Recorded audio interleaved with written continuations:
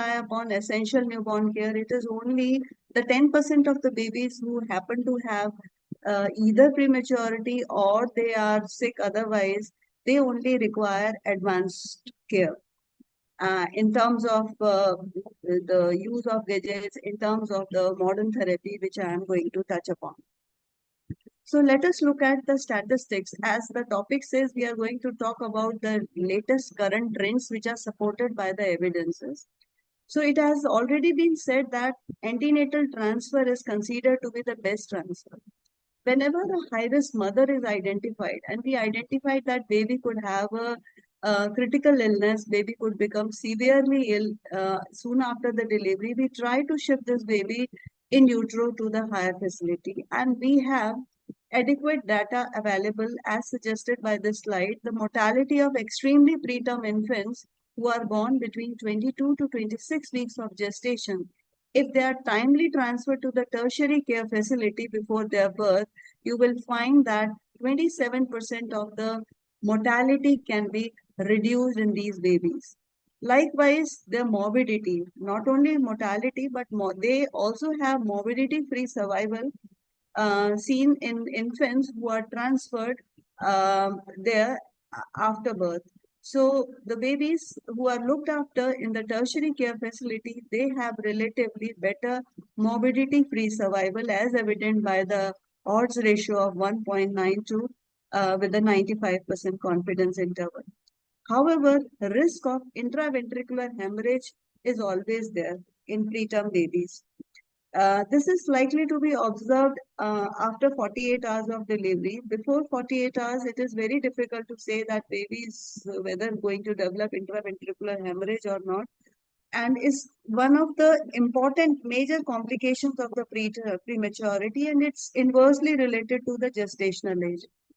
Lower is the gestational age, more is the risk of intraventricular hemorrhage. And along with that, you will find hypercarbia, hypoxia, and hypoglycemia. If they coexist, they are going to adversely decide the outcome of the baby. So most of the babies with intraventricular hemorrhage, if they are critically ill, we are likely to lose them. So the best thing would be to have them in a tertiary care facility where they can be provided comprehensive health care. Now, after that, I would like to also touch upon the antepartum fetal surveillance. Antepartum fetal surveillance is considered to be a valuable tool for identifying and managing the pregnancies.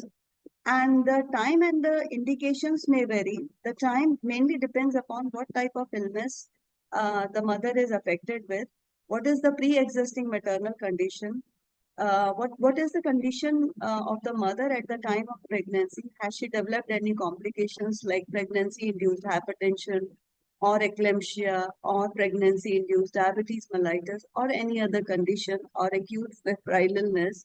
Then complications associated during the pregnancies like oligohydramnios, polyhydramnios. Likewise, you can see high-risk pregnancies and post-dated pregnancies are considered to be the important indications of antepartum fetal surveillance. So whenever we are expecting these indications, we are going to intensify our antepartum fetal surveillance. So please remember, antepartum fetal surveillance is a very valuable tool for identifying and managing the pregnancies which are at risk. And the common tests which we use so as to do the fetal surveillance, they are fetal movement assessment. Every mother is asked, a pregnant woman is asked to track the fetal movements on day-to-day basis. And it is all evident to us that after 20 weeks of gestation, baby starts having fetal movements. The kicks are felt by the mother. So every mother is educated about the fetal movement and she is expected to be monitoring the daily fetal count. If the daily fetal count is found to be more than 10 in an hour, then we say mother should get relaxed. But every day she needs to monitor how many movements are happening. Too many movements or too less movements are both harmful for the baby, which suggests that there could be some kind of fetal distress. Along with that, we also subject mother to non-stress test, where a belt with a sensor is placed on the mother's abdomen, and mothers response and the baby's response to the normal situation where there is no stress existing is uh, observed. And similarly, we have a contraction stress test. This is done at the time when mother is reporting to us either with spurious labor pains or with true labor pains. So there we, during the contraction, we try to see the condition of the baby, what is happening to the fetal heart rate. And along with this, we have biophysiological profile, like with the help of ultrasound, we assess the well-being of the baby, how is the fetal heart rate, what is the breathing pattern, how is the tone of the baby, how much is the fluid volume. So all these things we take into consideration. And there are certain situations where you have a mother with pregnancy-induced hypertension or already pre-existing hypertension stages there. We would like to periodically monitor the umbilical artery blood flow. This will tell us how the baby is doing, how the baby is growing, whether baby is affected with IUGR or not. So prevention of fetal death, avoidance of unnecessary intervention, this is all for which we require the fetal surveillance. And these are the various tests which I have just now mentioned. These are the tests very frequently used for uh, promoting the fetal surveillance. Now, here we have a list of maternal conditions and the pregnancy related conditions. I'm sure you have heard of almost all the conditions except antiphospholipid syndrome, hyperthyroidism, pregestational diabetes, mother with cyanotic heart disease, or mother having autoimmune disorder, or chronic hypertension, chronic renal failure, or during pregnancy if she is affected with preeclampsia, or having less amount of amniotic fluid, oligohydramnios, or too much of amniotic fluid, or some kind of intrauterine growth retardation or restriction. So all these conditions are considered to be high-risk conditions which are to be given due attention. Antiphospholipid syndrome is a condition which is characterized by the immune system, faulty immune system in which the mother's antibodies attack its own protein in the blood. And this causes formation of blood clots and ultimately leading to unexplained intrauterine deaths, stillbirths, and abortions. So any mother who is having the bad obstetric history, the previous history of giving too many stillbirths or is having repeated abortions, she needs to be considered for proper screening so that this common condition can be ruled out. Then we further move on to the antenatal corticosteroids role during pregnancy. This is considered to be a miracle drug as far as prematurity is concerned. It helps in reducing the perinatal deaths. It also reduces neonatal deaths and the respiratory distress syndrome like problem, which is unique to the preterm babies, can be minimized to great extent if we are administering timely antenatal corticosteroids. In the subsequent slides, you will see how what are the commonly used corticosteroid drugs and how frequently they are given. And many of us have the concern whether this corticosteroids which are given to the antenatal mother, whether they are really beneficial. So you have again here in the slide you can see the scientific evidence, the research-based evidence which prove that antenatal corticosteroids are to great extent going to reduce the mortality during the perinatal period, then afterwards, after the birth, they are going to reduce the respiratory distress, the incidence of intraventricular hemorrhage, and then later on, the developmental delay is also likely to be seen less in these children who are born before time but have received the antenatal steroids. So here I would like to bring to your notice how this came into existence. This is a long journey, started from the year 1969 to 2020, and it's a systematic review and meta-analysis which has proven that antenatal corticosteroids have a very significant role in accelerating the fetal lung maturation. And this evidence is so robust and is applicable to all the countries, the high, middle, and the low middle income countries. So everywhere we can, by giving antenatal corticosteroids to the mothers who are having premature pains or where we are expecting preterm delivery, if this drug is given to the mother, we can, to great extent, improve the neonatal outcome. Maternal outcome as such is not very much affected because of the administration of steroids. We Many times we feel that corticosteroids are not safe, but again, this research evidence can give you that the corticosteroids given to the mother in the antenatal period after any time between 28 weeks onwards to till the delivery, maybe before 34 weeks of gestation, the mother is not going to have any adverse outcome. So the incidence of endometriosis, chorioamnionitis, maternal deaths are negligible. However, frank chorioamnionitis is considered to be an absolute contraindication. This is the condition where we should avoid giving antenatal corticosteroids. So the indications here you can see, it includes any mother coming to you with the true preterm labor pains or any of the following conditions like mother having antepartum hemorrhage or preterm premature rupture of hemorrhage or severe preeclampsia who are to be immediately terminated. These mothers should always be considered for the early administration of antenatal corticosteroids. So we have dexamethasone available to us and betamethasone. However, betamethasone is not easily available. So we are depending more on dexamethasone. 4 milligram per ml is the available strength, and we give total 24 milligrams to the mother in a dose of 6 milligram in 4 doses we give to the mother prior to the delivery. And one time, this is only required one time. Suppose somehow you are able to arrest the preterm labor pains, there is no need to repeat the antenatal corticosteroids. It is just one time. Another important drug which is coming into existence is the magnesium sulfate. We know that magnesium sulfate is being used for treating the pregnant women who are affected with eclampsia, but this is also going to do a lot of benefit to a baby in terms of providing fetal neuroprotection. Magnesium sulfate drug, it acts as a vasodilator. It is in true sense an anti-epileptic drug, which is a neuroprotective agent, and it is going to inhibit the NMDA receptors.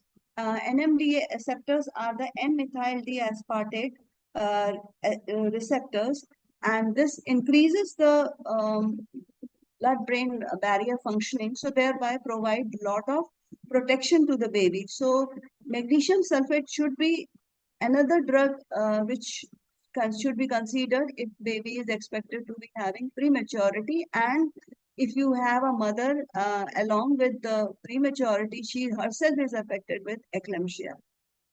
So these are the major trials of magnesium sulfate available to us, and they say that they are going to make significant improvement in terms of neuronal protection to the fetus.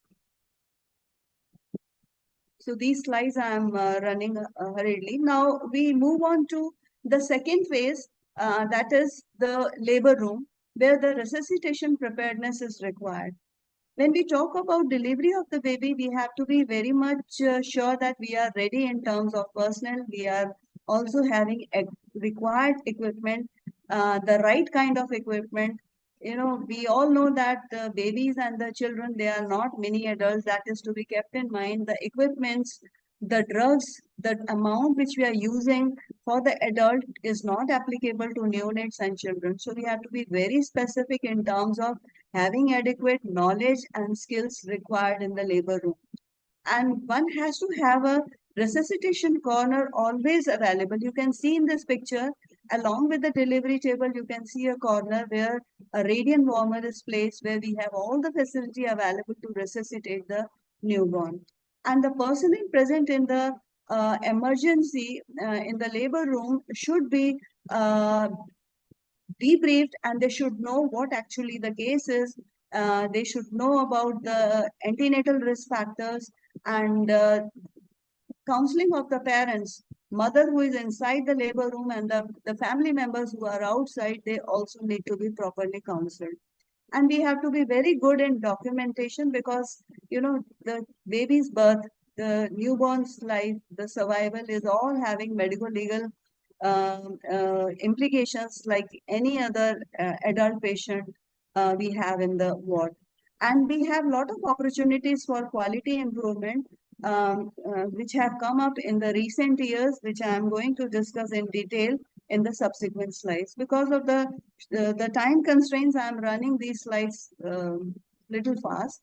So in the labor room, the temperature management is considered to be very crucial. We know that our babies, they die mainly because of hypothermia if the temperature is not adequately maintained in the labor room.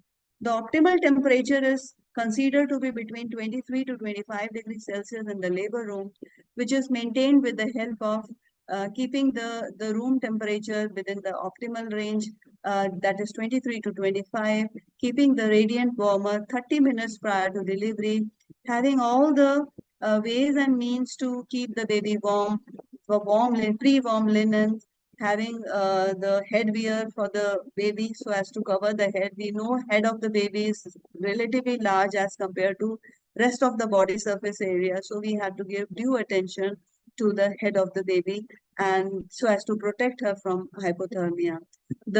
These days we have blankets also available. We have mattresses also available, which help us in making the baby in a normal thermia range.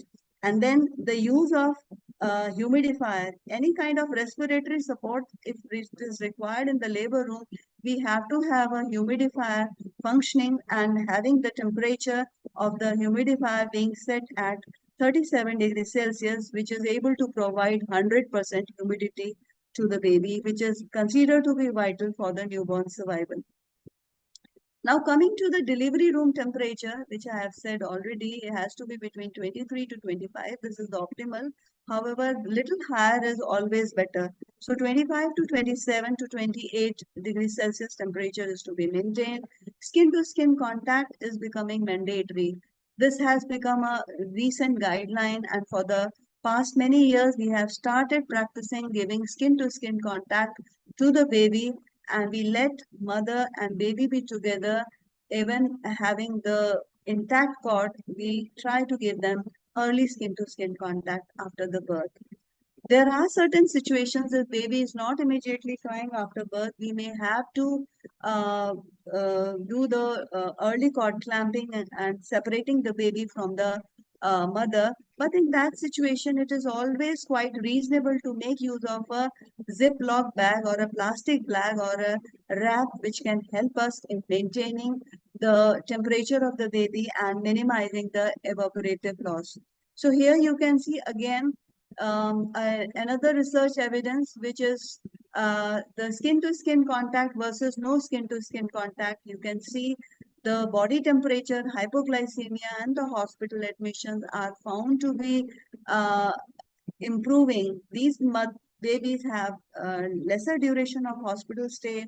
They have lesser episodes of hypoglycemia because mother is readily available to them for feeding, and they are able to maintain their body temperature to a great extent. So these studies, they are having moderate to good effect, and these therefore we have to have skin to skin contact as a regular way of managing a newborn. So here you can see the mother and the baby. The mother is undergoing cesarean section. During cesarean section, it is quite possible. There was a time when we thought probably in cesarean section, it may not be possible for us to provide skin to skin contact, but here you can see it is possible. The obstetricians, they are working on the uterus of the mother. They are doing all the operative procedures, and the baby is directly in contact with the mother. Of course, we require one full timer, one full time attendant available for the mother and baby to look after. So this is the early picture. You can see even breastfeeding is possible. So In a nutshell, I would like to summarize all the babies who are born before 34 weeks of gestation. We have to keep in mind following things, that is maintaining the delivery room temperature, covering the head of the baby, using either a woolen cap or a plastic cap, using a plastic bag, heated humidified gases. They help us in maintaining the temperature of the baby, providing humidified oxygen to the baby. Skin to skin contact is really very helpful, and it is all evidence based. Therefore, this should become a good practice. Radiant warmer, keeping in the manual mode initially, and then depending upon the condition of baby, we can go for servo control. So this is how a preterm baby is packed in a polythene bag, zip bag, or in a wrap, so as to help her to conserve her energy. Again, energy as well as heat. Now, the next important thing which is being talked very frequently these days is about the placental transfusion. You know, a good amount of blood remains even in the cut umbilical cord. It is said a cut umbilical cord, if it is milked properly, it is going to protect the baby from anemia. It is going to improve the iron loads in the baby. Baby is going to receive more and more stem cell. So this is a good practice. Ideally, we should go for. Ideally, it should be a delayed cord clamping. With the intact cord, you should allow the blood to flow from the placenta to the newborn. But if it is not possible due to any reason, maybe baby has failed to breathe, baby is requiring resuscitation, some amount of milking of the cut umbilical cord can really help. So this is how the cord management works, and it is going to improve us in number of ways in terms of improving the general well-being of the baby, helping her to build up her immune system, helping her to correct her anemia, improving the iron load, and minimizing the need for giving iron supplements in the early postnatal period. So we have various options available to us. We can go for delayed cord clamping, which is ideally recommended for all newborn babies who have cried immediately after birth. However, those babies who did not cry and you have started with resuscitation, there you can even continue. One should continue with cut cord milking, because draining this amount of blood to the baby will help her in having a better survival. So these are some of the scientific evidences we have. So there is no reason to disbelieve, and we need to, if in any place these things, these practices are not happening, we have to immediately get started. So the umbilical cord milking versus delayed cord clamping, both are found to be beneficial. However, preference is given to delayed cord clamping if possible. If not possible, in that situation, we should go for umbilical cord milking.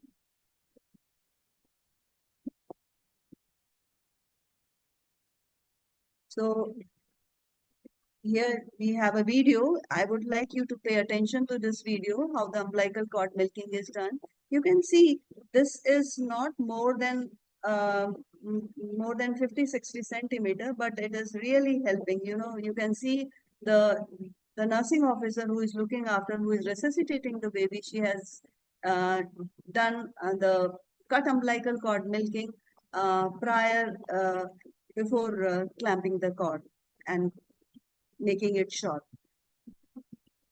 We move further. Here we have again some systematic reviews available. The almost systematic review are considered to be the highest level of evidence. So nobody can challenge the results of the systematic review, and we should accept these things. And various international and national agencies like American Academy of Pediatrics, American Heart Association, likewise Neonatal, NNF, and INN, these are the various organizations and agencies and associations which have made a recommendation for delayed cord clamping. It is no doubt beneficial, but if it is not possible, then we have to go for the cut cord milking. So here you can see the another video which is going to show you how the baby immediately after birth, the baby has been shifted and we have started with the initiation of breastfeeding. Early skin to skin contact at least for 1 hour.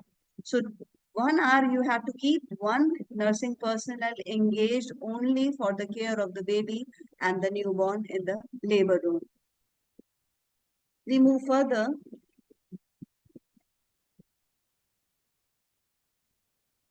Now, next, we are going to talk about the devices we are using for the positive pressure ventilation. We are very fond of using self-inflating bag. Wherever there is a need for resuscitation, we go for self-inflating bag. One of the advantages of having self-inflating bag is we do not require any oxygen source. Even at room air also, we are able to resuscitate an individual, whether it is a baby or a child or an adult. But now the current trend says we have to depend more and more on TP's resuscitators. So now TP's resuscitator has become an essential, uh, most important component in the labor room, and no labor room should be considered to be perfectly prepared unless until we have a TP's resuscitator available to us, because we have a precise control over the PEEP and PIP. However, you will find that it requires air and some oxygen source. Ambu bag we cannot go away with ambu bag. They are to be available as standby devices. In case if you have any time electricity failure or if you have any time oxygen failure, at least you will be able to resuscitate the baby with the self-inflating bag. The flow inflating bag requires a lot of coordination, expertise, and skills, which I'm sure most of us are not comfortable dealing with. So make sure that we have TP's resuscitator available and the ambu bag, the self-inflating ambu bag available in every labor room where we are having the delivery. So the TP's resuscitator, again, the scientific evidence says that it is going to reduce the mortality in hospital mortality. It is going to reduce the duration of positive pressure ventilation. It is safe because we have a direct control over the positive end expiratory pressure as well as PIP. And the risk of bronchopulmonary dysplasia is also minimized. We are using various interfaces. We can go for face mask is considered to be the most preferred way of giving positive pressure ventilation. But if you have binasal prongs available or if you have nasopharyngeal tube available, they can also be used. Now, supraglottic devices are another devices which we have. They are found to be very safe, very convenient, portable devices, and does not require any expertise. Suppose it happens in the labor room, you have just a preterm baby delivered, uh, uh, or you have a baby just delivered and you are waiting for the neonatologist who is not able to attend the delivery, and the personnel who is available in the labor room is not able to intubate endotracheally. So in that situation, supraglottic airway is really helpful. It is going to rest over the glottis opening and it is going to deliver breaths to the baby. So earlier we never make use of supraglottic airways, but now supraglottic airways are being reasonably used as a primary interface to administer positive pressure ventilation instead of face mask, because they are going to create a better seal and better outcome is observed in these babies. So delivery room CPAP is something which we have to make available in every institute, even in primary health centers, we have to have this facility. You can go through this video and it's so easy, doesn't require much expertise. Only thing is you have to have a knowledge about how much should be the PEEP and how much should be the PIP. What is safe for the baby? How much pressure is generally allowed? All these, with basic knowledge, we should be able to revive our babies in the delivery room. And right now, you will find in all tertiary level care facilities, our nursing officers, they are doing great job and they are in a position to manage the newborns to great extent in the absence of neonatologists. So delivery room CPAP is another new development coming up. Then coming to oxygen. Oxygen is considered to be a drug. We all have taught to our students that please use oxygen judiciously. It is not free of side effects. It is giving a lot of trouble if it is unjudiciously used.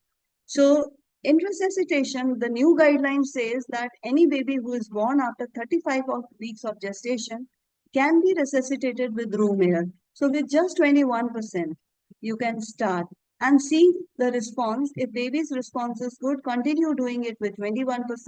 Otherwise, use a graded approach and gradually increase it. Don't jump from 21% to 100% directly, because injudicious use of oxygen therapy can lead to the development of retinopathy of prematurity, which I'll be discussing after 5-10 minutes. So oxygen for resuscitation should be used as in a very controlled manner using an oxygen blender. Avoid giving 100% oxygen. Always start safely with a FiO2 of 30%, and gradually you have to increase it depending upon the response. Pulse oximeter is another important thing which we are very frequently using in our labor room. Earlier, we never talked about having a pulse oximeter in the labor room, but now it is mandatory. Every baby who is delivered is to be put on pulse oximeter just to see whether the target saturation is attained or not. And our aim is to have a saturation of 80%. This is our target at 5 minutes. Normally, in normal situations, if you are working in the ward or in NICU, outside labor room, we get very much worried if we are finding a saturation dropping to 80%. But in the labor room, we start with a saturation of 65% and gradually it shows improvement. So at 5 minutes, if any baby is giving you a saturation value of 80%, you should feel relaxed, you should feel comfortable. This is quite expected.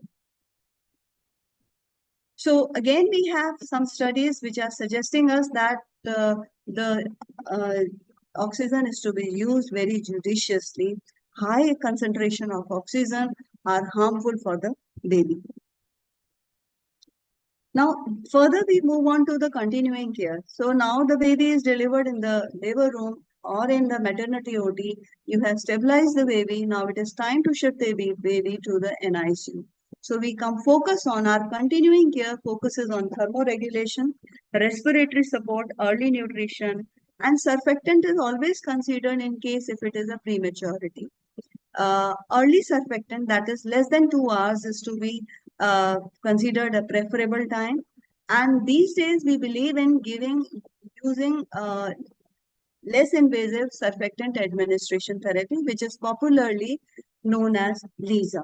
Earlier, we talked about Ensure, where we used to intubate the newborn, then injecting surfactant, and then thereafter extubating the baby. But nowadays, we have modalities. Even I have learned how to administer surfactant to a newborn baby. You do not have to be having a very sterile environment.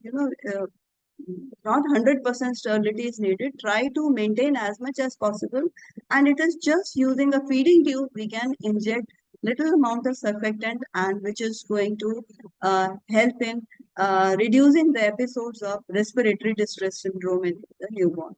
Caffeine is another drug which we are very frequently using. Earlier, when we did not have caffeine with us, we were making use of aminophylline for the treatment of apnea of prematurity. But caffeine citrate is another drug which has helped the NICU personnel in managing the apnea of prematurity, or prior to extubation, we give to our newborns. This reduces the incidence of BPD and severe retinopathy of prematurity as we are stimulating the baby. And it also lowers the long-term neurodevelopmental impairment at 18 months and improves the gross motor function at 5 years. So do not hesitate to give caffeine citrate to our newborn babies as prescribed, and it is considered to be a very safe drug. So surfactant, little bit about surfactant. Earlier, it was more invasive procedure being used, but now we have a LISA. I do not have a pic of showing the LISA, uh, less invasive administration of surfactant. Just with the help of a laryngoscope, you have to just visualize the glottic opening. You have to just pass very gently a feeding tube of size 5 or 6 and give the surfactant. So this is the new thing which has come up as far as surfactant administration is concerned. So again, we have certain research evidences to prove that let's be non-invasive, and in coming time, it is quite possible that surfactant is delivered to the babies using the nebulization. So combining the surfactant delivery with spontaneous breathing, maintained laryngeal functions. These are the advantages we have. It improves the outcome and recommended in the recent surfactant guidelines. So caffeine, I have already told, considered to be a very safe drug. We should make use of it because of its associated benefits, minimizing the bronchopulmonary dysplasia, reducing the risk of motor impairment, and reducing the incidence of severe retinopathy of prematurity. Now, further we move on to the nutrition aspect. Nutrition here, we all know that enteral nutrition is the best nutrition. So for the neonates also, we have to keep in mind enteral nutrition is the best nutrition.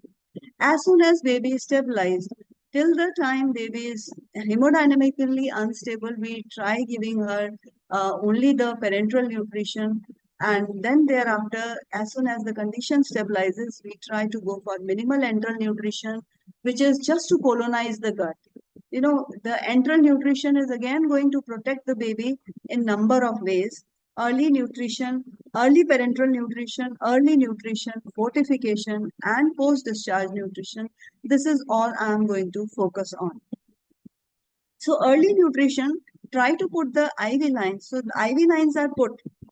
Our nursing officers posted in NICU are smart enough. You know, they are so quick in establishing the IV line and even in preterm babies. And one good plus point we have in preterm babies or in the babies who are just born, we have umbilical vein access available to us. Till the time lines are properly established, long time lines are established, we can continue with the umbilical vein and the fluids are initiated at the earliest. And we try to give developmentally supportive care in terms of reducing the noise, gentle handling of the baby, coupling the procedure, and skin care, early parental participation.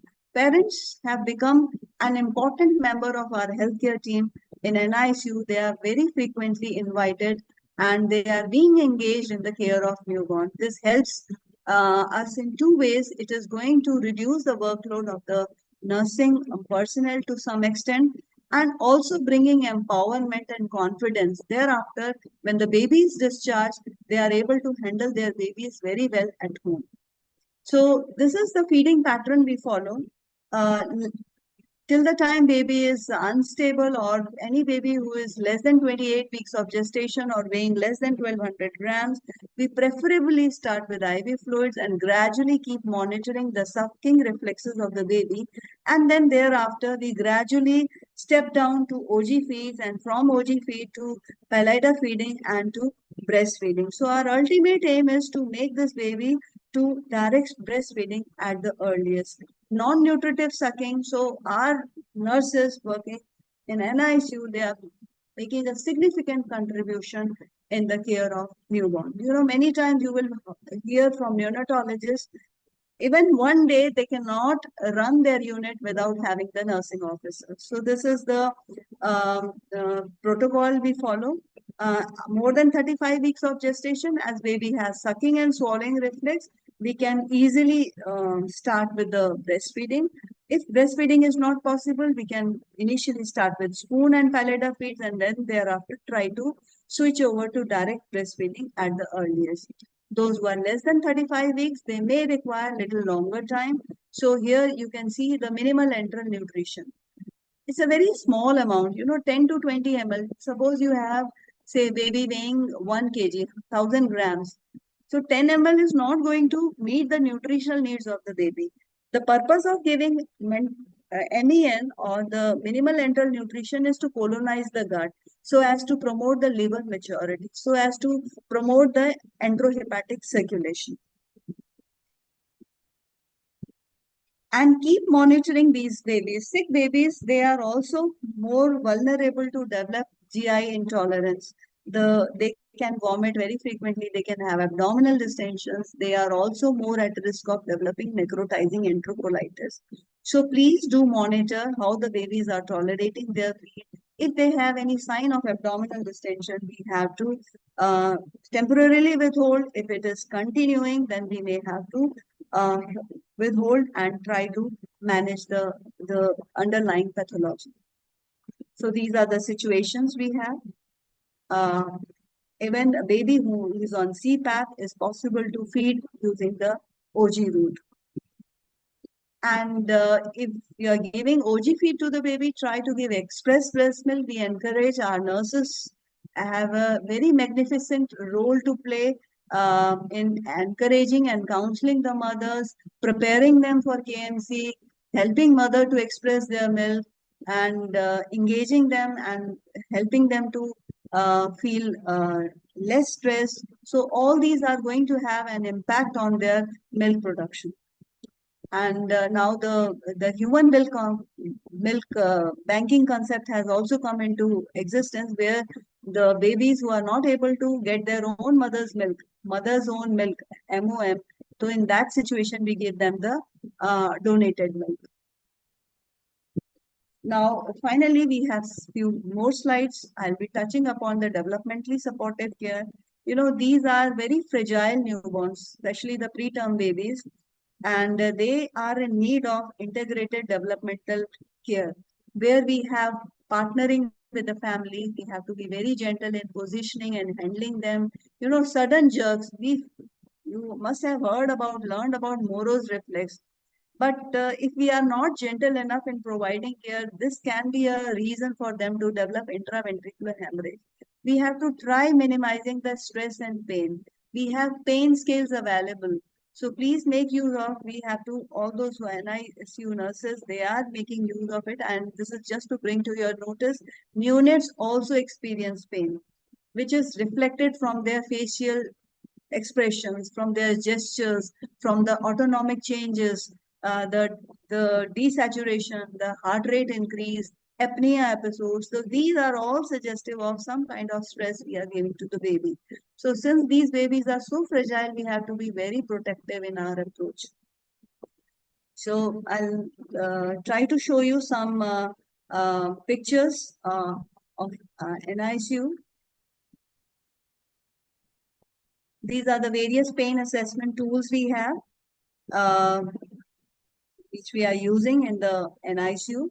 So here you can see the behavioral cues of pain, any change in the autonomic or visceral sign of stress, baby's posture, baby is extending her extremities, or you find some change in the vital parameters, fall in saturation or increase in the heart rate, or you find the motor sign. You know, you can see here in this picture, baby is trying to cover her eyes, her face. So these are all the signs or the behavioral cues of pain and the stress which the baby is undergoing. Frequent yawnings, this kind of posture where the baby is keeping her legs in the air, this is not normally observed. You know, turning, you can see averting gaze, baby is looking sideways. So we should not take these things lightly. You can see the grimace. Baby is trying to convey the pain, the stress is, and she's undergoing by showing all these gestures. And we have to be very considerate of all these things. So we have certain non-pharmacological and pharmacological ways by which we try to de-stress the baby: swaddling, facilitated tucking, containment, massage, non-nutritive sucking, holding, rocking, breastfeeding, all these things, and gentle sensory stimulation, like encouraging mother to sing in a very low tone to the baby, talking to the baby.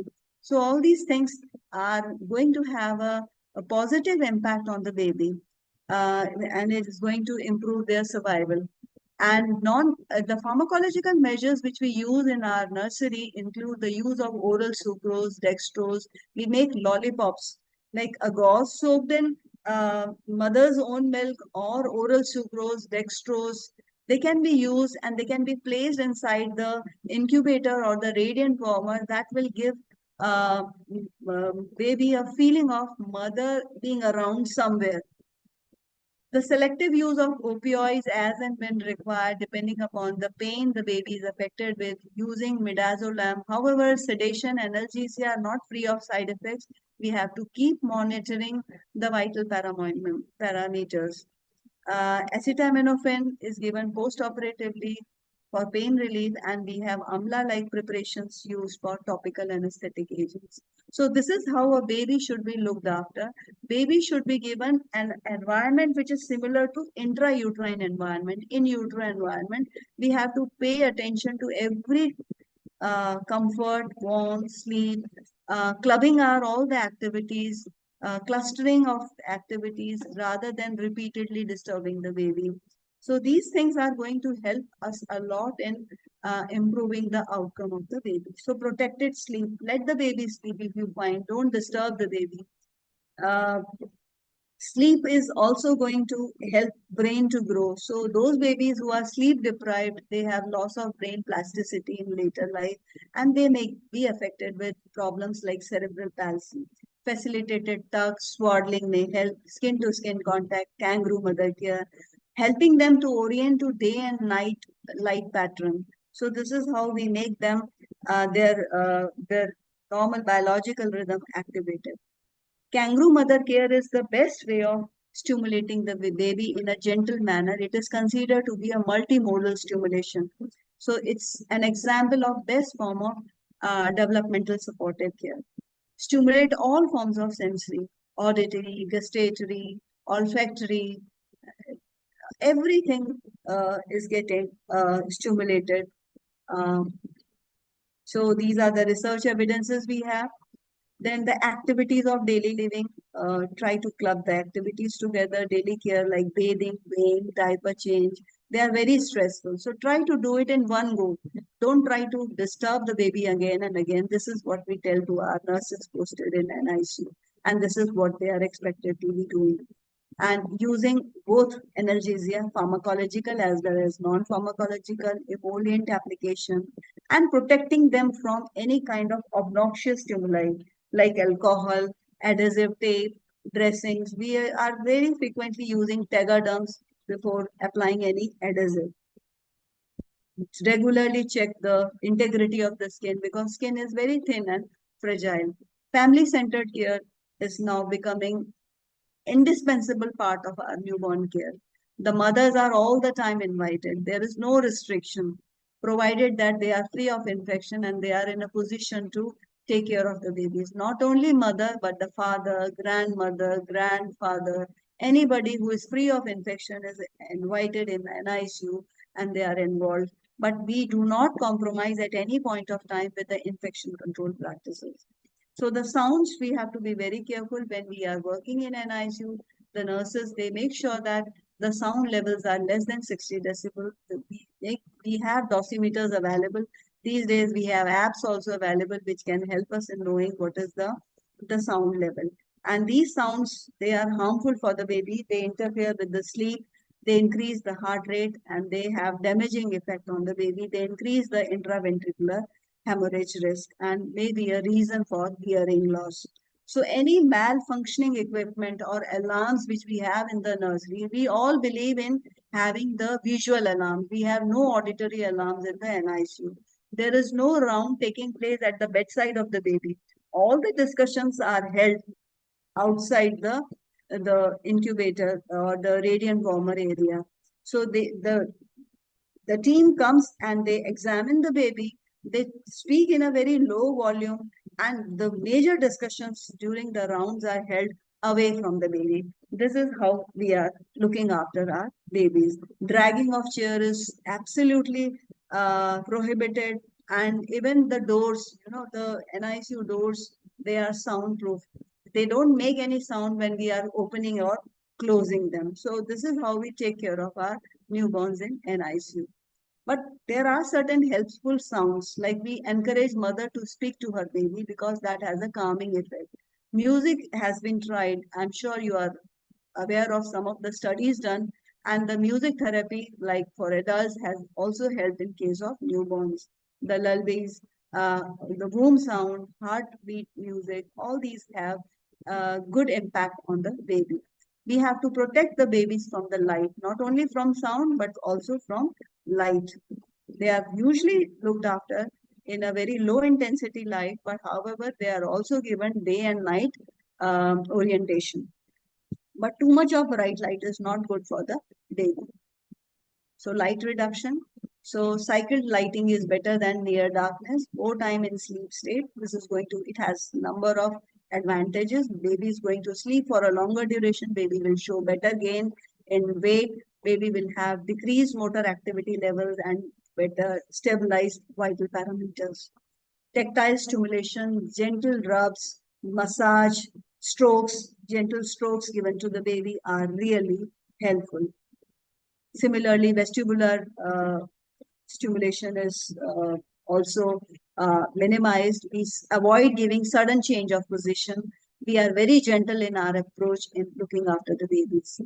Olfactory, like I told you, we have octopus therapy. We give a object to the mother, and the mother keeps the object very close to herself. So that object has a smell of mother, and this has a very good impact on uh, the the normal growth and development of the baby, and it facilitates the growth. So olfactory stimulation is very much essential. Then we have to follow certain positioning guidelines like swaddling, covering, have to observe, avoid hyperextension, avoid frequent turning of head, the avoid using big diapers because they also can be source of discomfort for the baby. You can see how the baby is being positioned. Um, uh, Elevated sideline position is given those who are bottle feed. However, we don't talk about bottle feed these days. We are more depending on the pallida feeds. But in certain situations, if you have a baby born with cleft lip, cleft palate, there a bottle with a long teeth is only the solution to feed the baby. Otherwise, we say big no to the bottle feeding in our NICU. Handling is to be very gentle. So you can see warm hands, dry hands, stroking, keeping baby, holding the baby very closely if baby is not swaddled, bending forward to lift the baby. So try to give minimum discomfort to the baby. This is what we expect. Then retinopathy of prematurity is another important area which we are working on, and now we have laser therapy available. We start with early screening. The babies, they are subjected to early screening, and depending upon how much is the growth they are subjected to, of the growth of the abnormal vessels, they are subjected to laser therapy. And during laser therapy, again, we have to ensure that the procedure remains painless. And these are some of the risk factors you have to keep in mind. You know, not only oxygen, injudicious, too much of blood if baby has received, that can also be considered as risk factor. So all low birth weight babies, baby with low gestational age, who have received surfactant therapy, who have received high blood transfusion volume, they are at risk of retinopathy of prematurity, and breastfeeding and all the protective measures, developmentally supportive care are going to lower the risk of ROP. ROP is important because otherwise baby may become blind and may lose her vision for her entire life.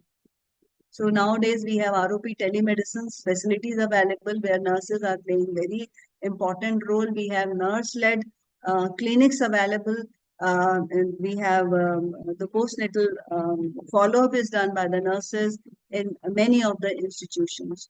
So these are the points of care for reduction of ROP.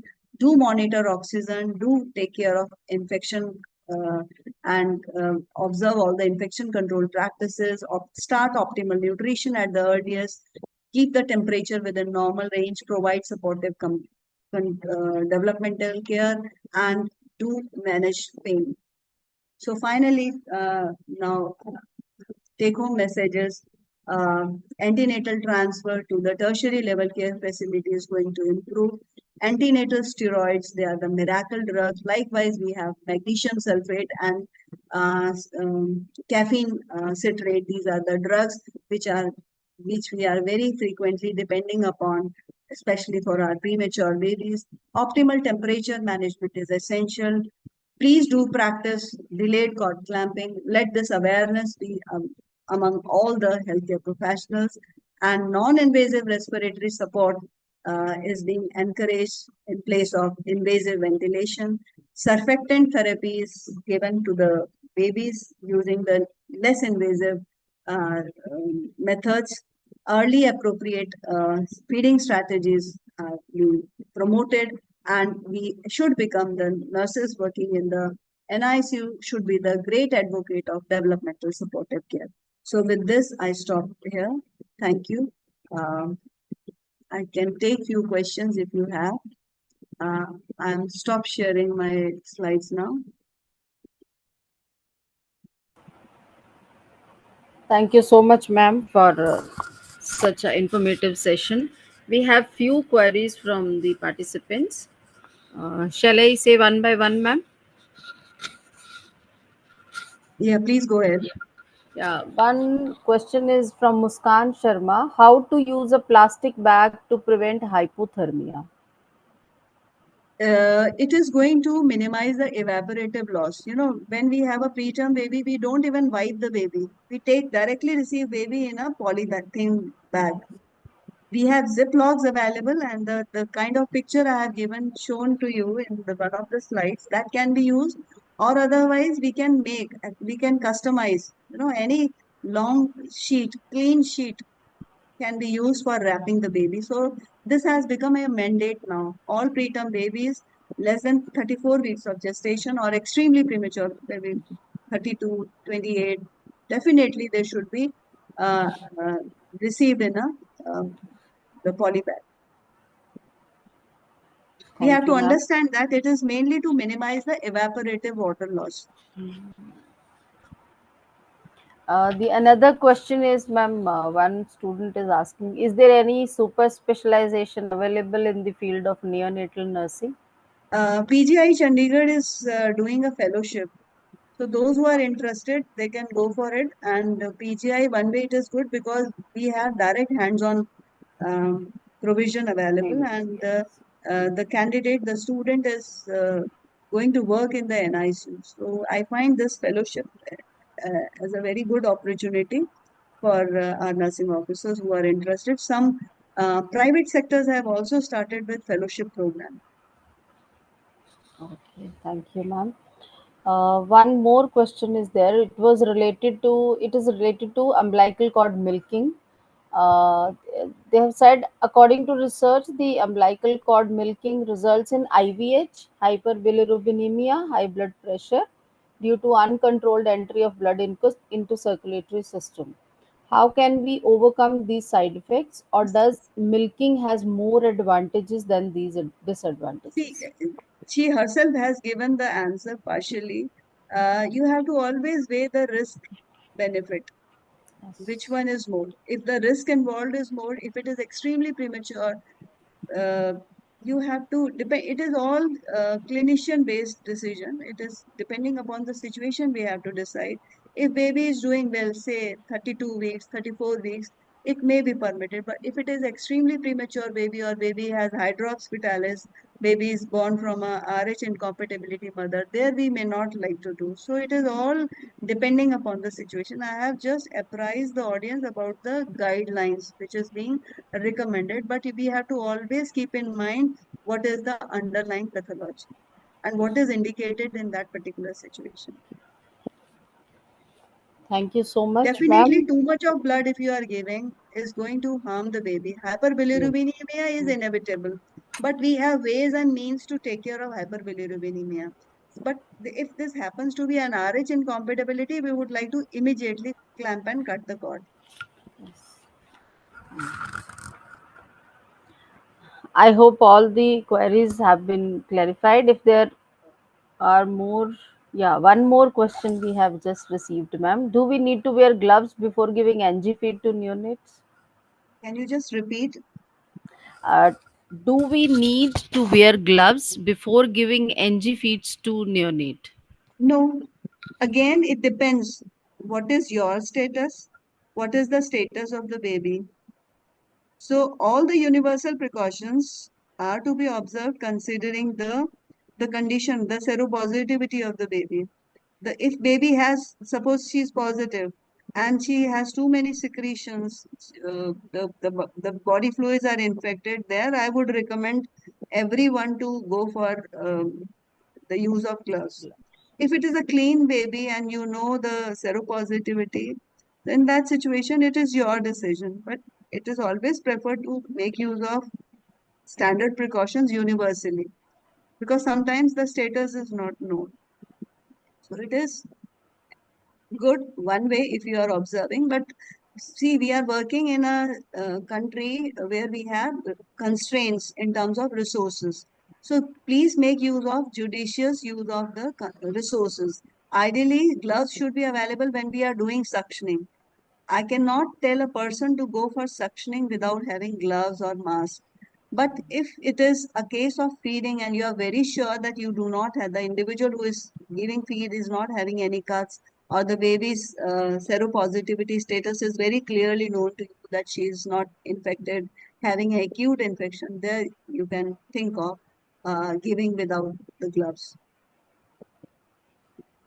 Okay. Any more queries from the participant side? I think we are done, ma'am. These Because we, situations always require risk benefit analysis. How much yes, is the risk? How much is the benefit? she's One saying, question was about HIV. HIV mother can feed her yes, baby because these days uh, we have started putting them on antiretroviral therapy. So yes, once they are on the therapy, then they are like any other normal mothers. So they can give their feed to the baby. yes. The same participant has written, who has asked wearing gloves before giving NG Yeah, feed. ideally it should be because we know and in early neonatal period it is very difficult to say about the HIV status because some of the maternal antibodies are already there in the baby. So Mm-hmm. there is going to be a positivity. Yeah, So Dr. she's saying Poonam that, Thakur is saying breastfeeding benefit is more. You have to always wait. yes, And yes, once mother is on antiretroviral therapy, her CD4 count is low, then the baby is almost free of uh, any kind of risk. any kind of infection, yes. She's saying that neonatologist asked me to wear gloves, but I had only sanitized the gloves, but baby was not having any infection when she See, was giving. sanitizing gloves is not at all recommended. You know, there is a school of thought. If we are applying Yes, alcohol over the gloves, it is going to create going this thing pores. So it is not safe to apply. Even I have done that mistake. When I worked as a staff nurse, many times we were given just one or two gloves for the entire day. So we used to apply very frequently. I'm talking about days when I worked in the clinical area 30 years ago. So that time, that was the practice, but we have to keep updating ourselves. So I will not recommend anybody to apply sterilium over the gloves. It's not a safe practice. yes. Uh, okay, Kanchan ma'am, we can proceed further now. Okay, okay, ma'am. I Okay. think we have taken up almost the queries. Yes, yes, ma'am. Can I leave So, the meeting now if there are no questions? Yeah, sure, ma'am. Thank you so Thank much. you so much. It was interactive session, although I have given your valuable time. Thank you so much, ma'am. Thank you. Bye. thank you, ma'am. Thank you so much.